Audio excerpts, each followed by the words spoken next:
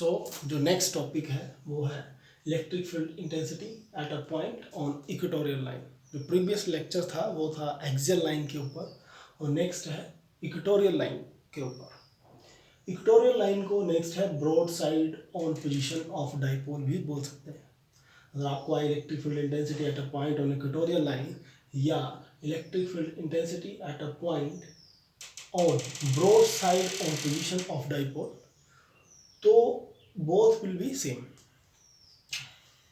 तो मेन इस पे आता है कि क्या है इक्वेटोरियल लाइन। इक्वेटोरियल लाइन क्या है? इक्वेटोरियल लाइन वो लाइन होती है जो डाइपोल के सेंटर से पास करे और परपेंडिकुलर हो। विच मीन्स ऐसी लाइन जो इसके सेंटर से पास करे और जो परपेंडिकुलर हो, विच मीन्स 90 डिग्री। तो सेंटर से अगर पास करे तो सपोज कीजिए कि जो डाइपोल की लेंथ है वो 2L है, तो ये बन जाएगी L and L। Then equatorial line पर हम लोगों को कोई पॉइंट लेना होगा, या तो आप लोग निचली साइड लें या ऊपर वाली साइड। मैं ले रहा हूँ ऊपर वाली साइड। तो अगर सपोज कीजिए कोई पॉइंट इस पॉइंट पर P, जिस per unit positive charge placed हो और जिसका डिस्टेंस सेंटर से, इस सेंटर से जिसका डिस्टेंस R हो। So point P where unit positive charge is placed is at a distance R from the center of the dipole. Then इसी पे अगर मैं आपको बोलूं कि इस पॉइंट पर जो यूनिट पॉजिटिव चार्ज प्लेस्ड होगा उसके ऊपर ये पॉजिटिव पॉजिटिव रिपेल करेगा और जो इलेक्ट्रिक फील्ड की डायरेक्शन होगी वो होगी इस तरह। तो जो इलेक्ट्रिक फील्ड की डायरेक्शन मिलेगी वो मिलेगी हम लोगों को इस तरह, और उसका नाम रख देते हैं E पॉजिटिव। लेकिन इलेक्ट्रिक फील्ड जो होती है E पॉजिटिव क्या है? E positive is electric field at point P due to this plus Q charge. So point P जो है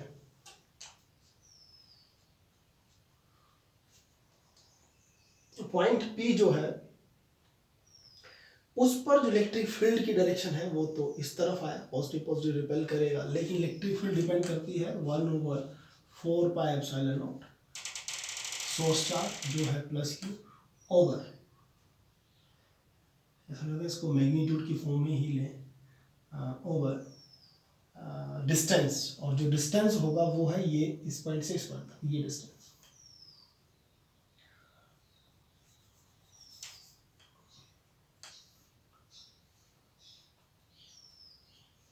जो डिस्टेंस होगा वो है ये इस पॉइंट से लेकर इस पॉइंट तक। तो सपोज कीजिए ये एंगल है थीटा और ये है 90 डिग्री, और ये डिस्टेंस है आप लोगों का r और ये है l। तो पाइथागोरस अगर आप लोग यूज करोगे तो जो हाइपोटेन्यूज है that will be equal to r² plus l² under root. Pythagoras use करना आप लोग। इस पॉइंट को O ले लो, O, इस पॉइंट को P, O P V जो राइट एंगल ट्राइंगल है, OPV राइट एंगल ट्राइंगल है, और आप लोग इस पर पाइथागोरस अगर यूज करोगे तो hypotenuse will be under root of r² plus l²। So electric field क्या होगी?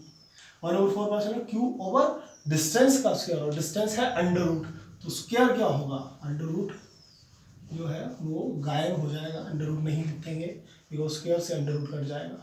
और अगर इसको मैग्नीट्यूड में लिखना हो तो ये, अगर सपोज कीजिए मेरे को डायरेक्शन लेनी होगी तो मैं लिख सकता हूँ P, सपोज कीजिए इसको D, so that is along PD, along PD।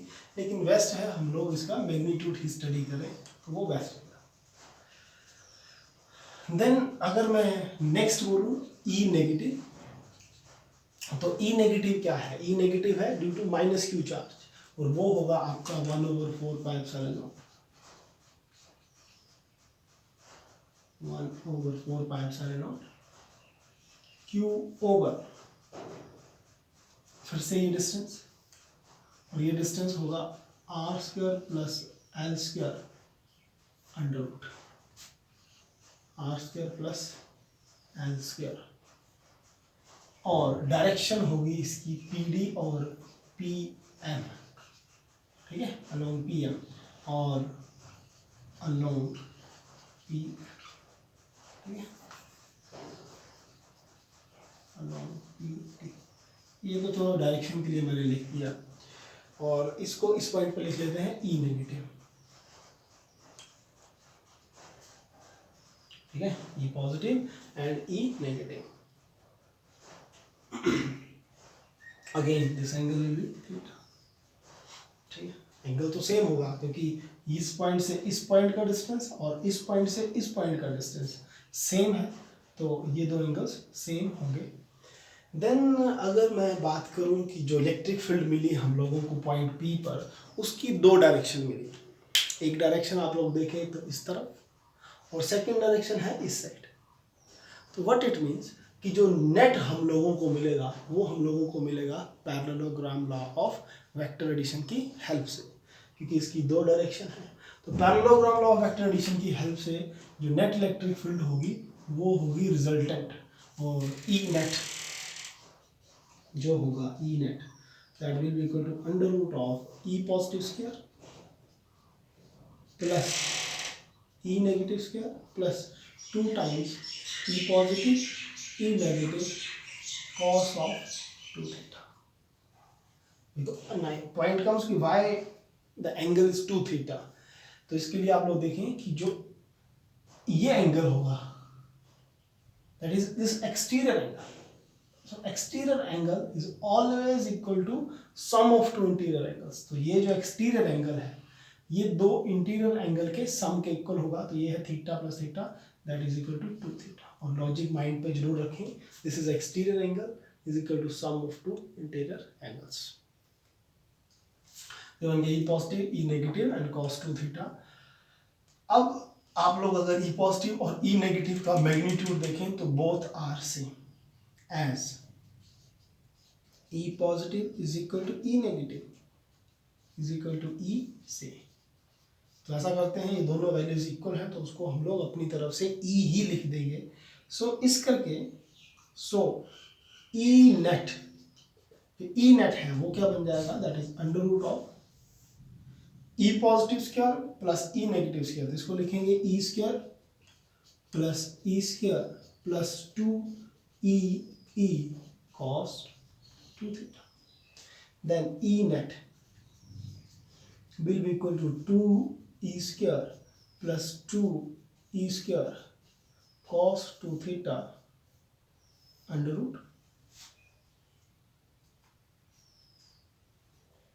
और ई स्क्वायर ले लो कॉमन, 2 ई स्क्वायर कॉमन, तो बचा क्या 1 plus cos 2 theta under root.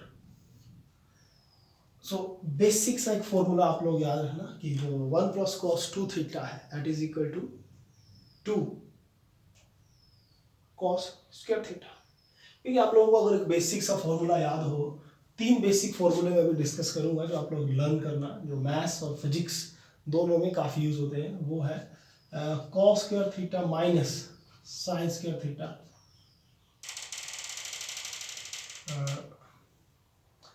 Cos 2 theta, ऐसा लिखो cos 2 theta, cos 2 theta is equal to cos square theta minus sine square theta, ठीक है। और नेक्स्ट लिखें cos 2 theta is equal to 2 cos square theta minus 1, और एक और देखें that is cos 2 theta is equal to 1 minus 2 sine square theta.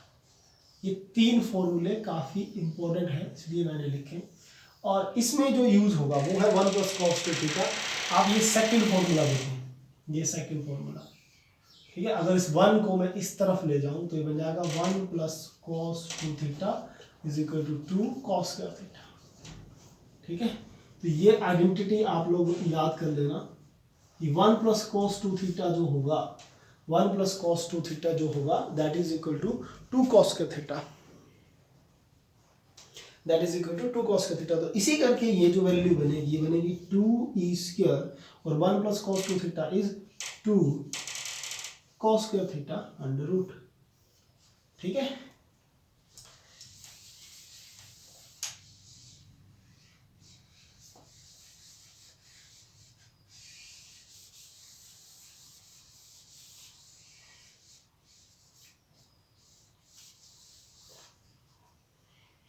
ठीक है। तो इस करके जो ई नेट होगा that will be equal to 2 × 2, तो अंडर रूट है तो इसमें 2 आएगा, ई स्क्वायर की value E and cos theta. So ये वैल्यू कितनी जाएगी आपकी 2, ई की वैल्यू सेम है तो कोई भी ई की वैल्यू ले लो, वो है 1/4 pi epsilon Q over R square plus L square और कॉस थीटा। तो इस पॉइंट पर भी आप लोगों को एक बेसिक बात समझनी पड़ेगी कि जो कॉस थीटा होगा, जो कॉस थीटा होगा, एक बेसिक देखना आप लोग, इसको इसी पॉइंट पर एक्सप्लेन करूंगा। कॉस ऑफ थीटा क्या है, that is base over hypotenuse. So what is base? Theta ये है, ट्राइंगल कोई भी ले, पी ओ बी ले या पी ओ ए ले, बेस की वैल्यू होगी एल और हाइपोटेन्यूज है under root of R square plus L square under root. So cos theta की वैल्यू, तो इस पॉइंट पे कॉस थीटा की वैल्यू है that is L over under root of R square plus L square हम लोग लेंगे। और उससे नेक्स्ट जो जाएगा वो आप लोग देखिए इस तरफ,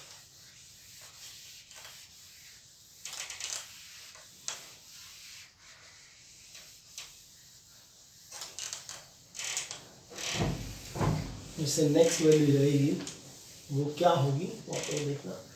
उस पर हम लोग क्या करेंगे कि जो आप लोगों का ई नेट है, ई नेट वो बन जाएगा 2q q into 2l, this is q and this is 2l, q into 2l is p over 4 pi epsilon naught।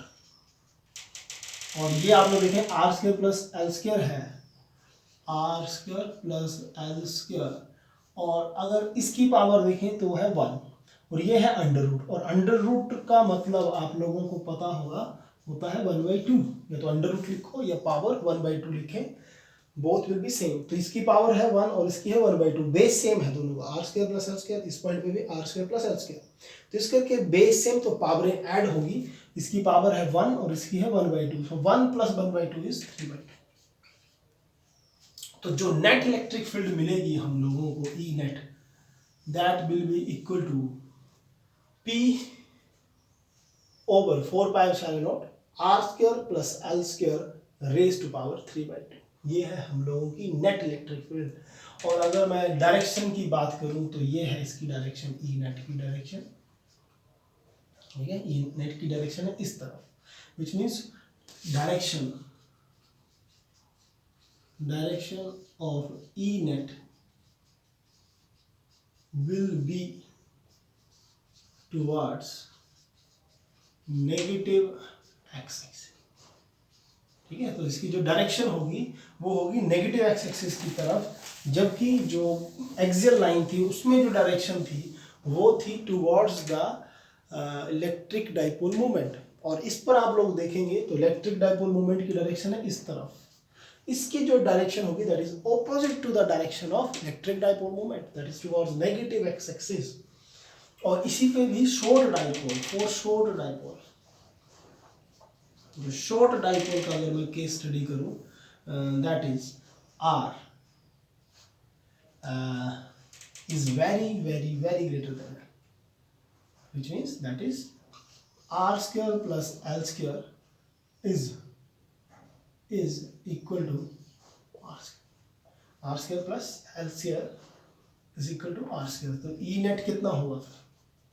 तो e net आप लोगों का बन जाएगा p over 4 pi epsilon naught, इस पॉइंट देखना r square plus l square equal to r square equal to होगा r square और उसकी वैल्यू 3/2, सो 2 से 2 कैंसिल ऑफ, तो वैल्यू कितनी आएगी 3, कैंसिल करके इसकी जो फाइनल वैल्यू हम लोगों को मिलेगी वो मिलेगी 4 pi epsilon naught and r cube, ठीक है। तो for short dipole net electric field will be p over 4 pi epsilon naught r cube, and for dipole E net will be equal to P 4 pi epsilon naught R square plus L square raised to 3/2।